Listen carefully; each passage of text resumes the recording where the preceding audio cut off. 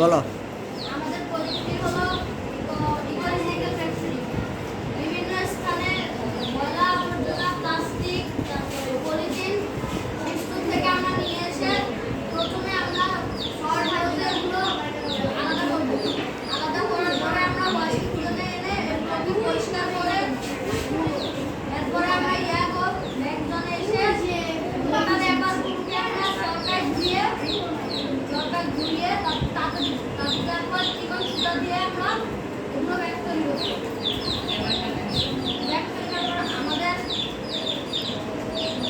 Back তৈরি করবো। এরপরে এক্সট্রুডার মেশিনে 30% বালি এবং 70% খুচরা প্লাস্টিক দিয়ে তৈরি হবে টাইলস বা ইট। এরপরে